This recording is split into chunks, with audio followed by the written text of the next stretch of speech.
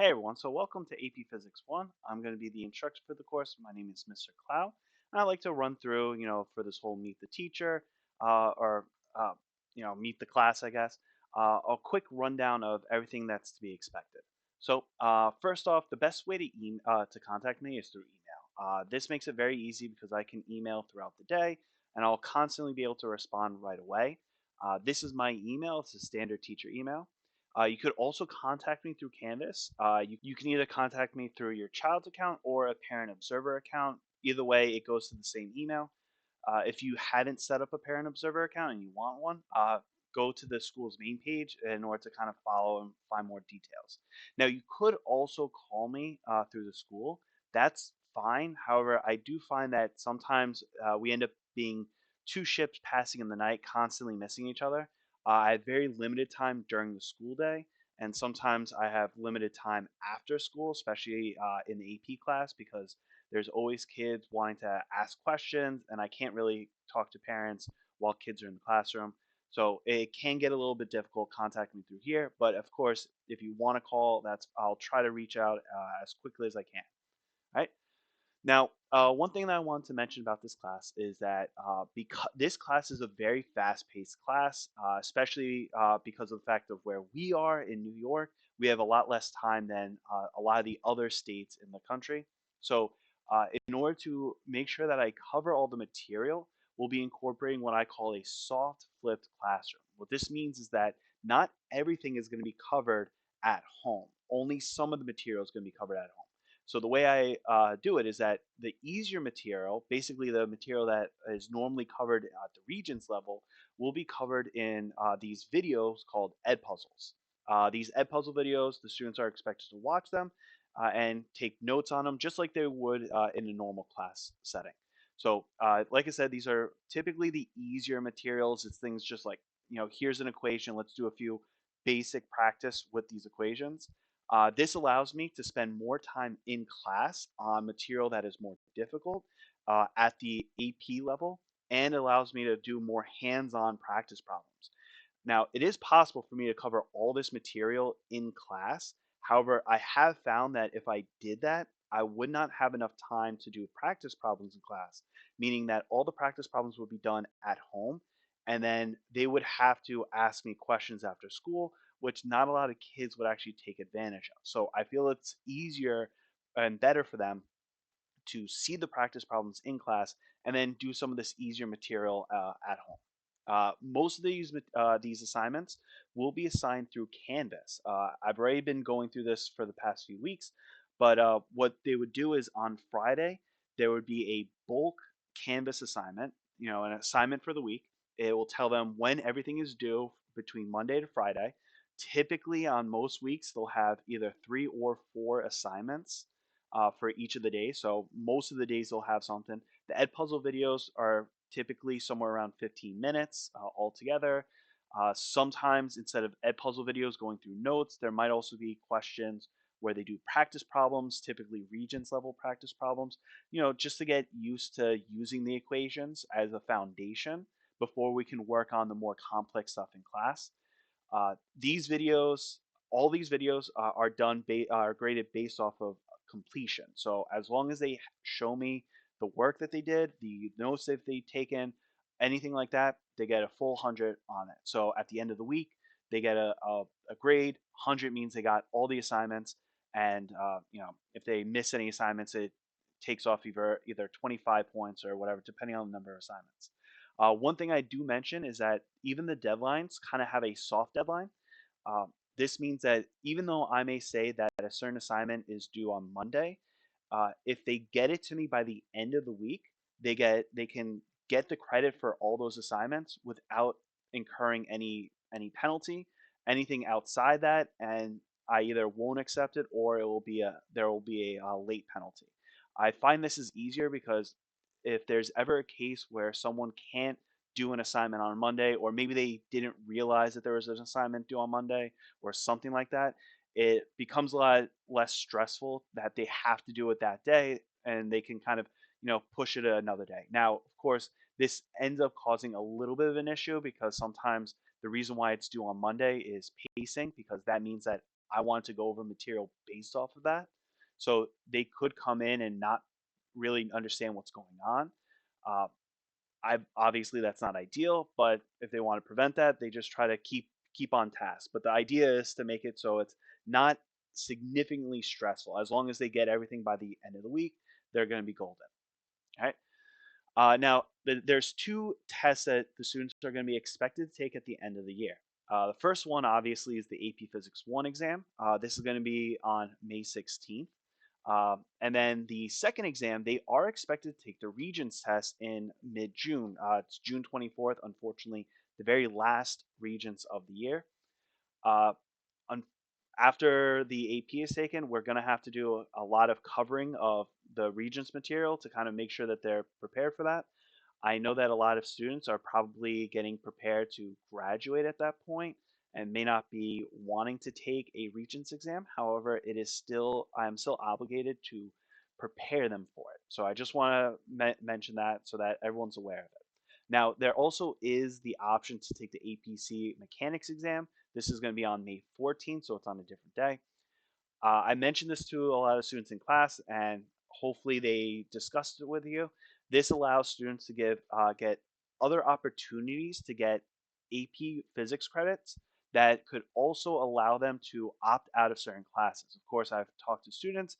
They should look at whatever colleges they're expecting or wanting to go into to see whether they accept it or not, because there are a bit of rules. Some colleges might prefer AP Physics 1, not common, but some of them might.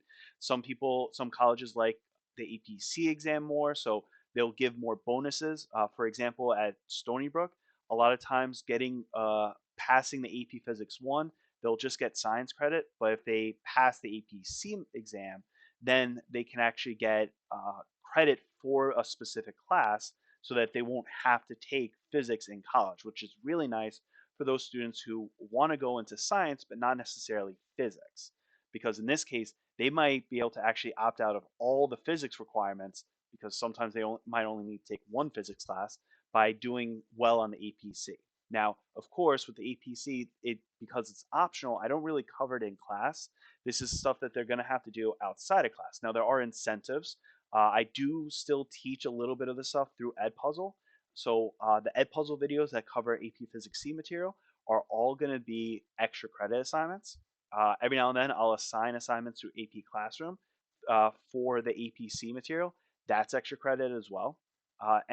Also, on the exams, there will be two bonus questions which come from, you guessed it, AP Physics C material. So a lot of the APC material counts as extra credit. So if they prepare for it, it can help them, get some extra AP credit, but also gives them extra credit in the class as well. I do want to mention that there is a deadline to drop. I think the deadline might have passed, so some students have signed into the AP classroom for AP Physics C.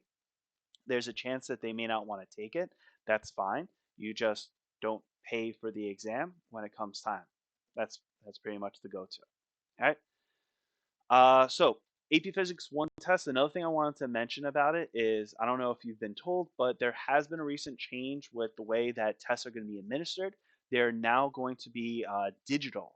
So AP exams will be done on computers, even AP Physics.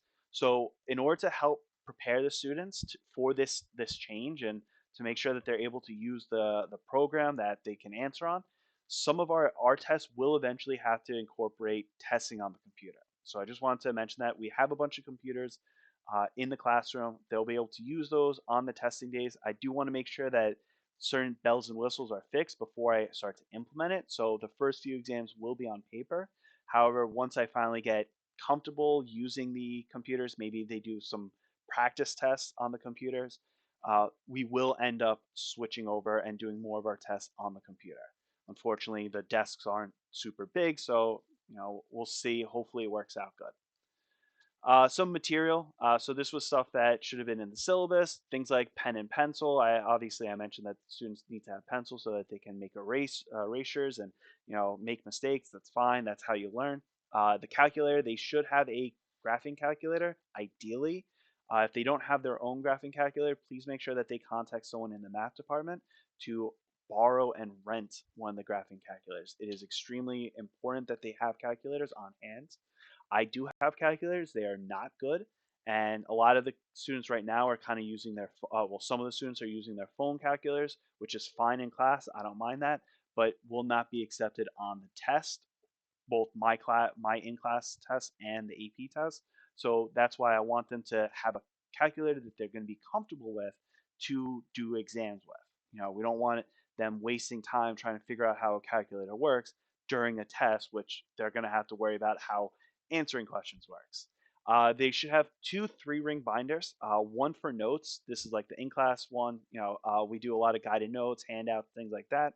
So they should have a binder to organize that stuff, but they should also have a 3-ring binder for labs. Now, this binder does not need to be big.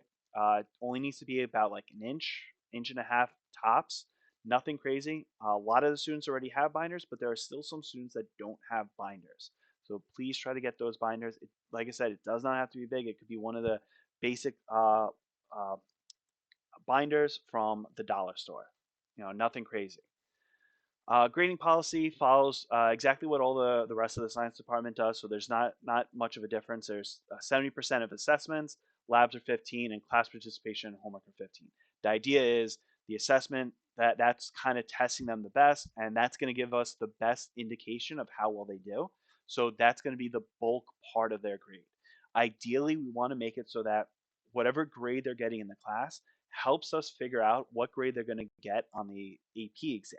If a kid's getting above a 95 in the quarter in the class on every single exam, it would be insane if they were pulling a 1 or 2 on the AP exam. So, the better they're doing in the class, the higher grade that they get on the AP exam.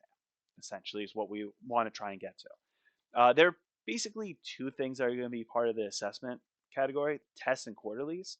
Uh, Typically we're going to have 2 tests a quarter, one for each unit, and then there's going to be a quarterly exam. The reason I do this, try to get these 3 in, is because it allows me to drop the lowest test grade. A lot of times students kind of don't like taking a third exam, because it's another exam.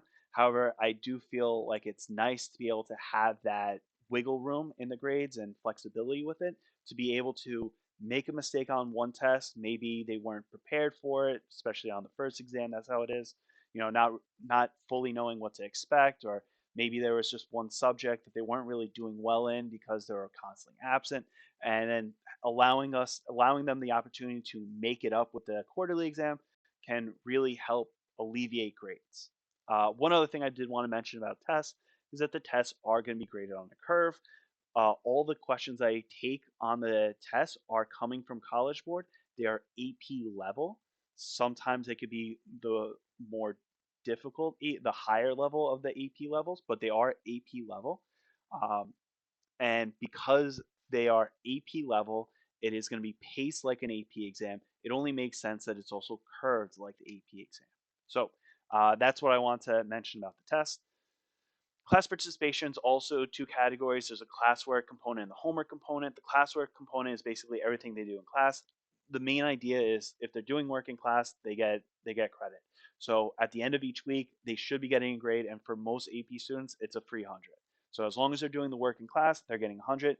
If you do notice that the class participation grade on iCampus is not 100, it could be 90 or an 80, that usually means is that there could have been a day or two where they were off. Maybe they were on their phone a little bit too much. They weren't doing practice problems. They're doing something else besides what they were supposed to do. The homework, I already mentioned this. This one should also be a very easy 100. It's as long as they get these Ed Puzzle assignments done and AP Classroom assignments done, they get 100. It's graded on completion, not correctness. So, I just want to see essentially effort. That's really what I'm looking for. I want to see the wheels turning their heads. One thing I did want to point out about this, like I said, is that everything's posted on Canvas, though I do sometimes adjust and change the assignments on Canvas. So I tell the students to please make sure that they check Canvas, frequently every now and then, and make sure that they have notifications on. So when I do post assignments on Canvas, they actually get the notification. It doesn't just get lost in the ether. So this is I want to talk a little bit about the AP exam very quickly. If you're not interested, you could just turn off, and I'll see you later. And hope we have a good rest of the year. But for those that are interested in APC, wanting to know what it is, basically it is a combination of. It's considered the higher level physics course. It covers the exact same material as this class. The only difference is that it incorporates calculus in it, hence AP Physics C. Like I said, this is optional, so the students are doing this at on their own time. At home, or they can come to extra help, and I can answer. Like I'm perfectly happy answering questions. I will provide them material. So, like I said, I'll be assigning stuff through AP Classroom every now and then, graded as extra credit. There are full length. There's a bunch of practice questions that they could find on Canvas. There's a whole module that is strictly AP Physics C material. This is things like practice exams, free response questions. I do have videos of me going over some of these free response questions on my YouTube channel. So I do have a lot of material that they can work with, is what I want to try and get through. But again, none of the class time will be dedicated to that. All that stuff has to be done on their own time, essentially.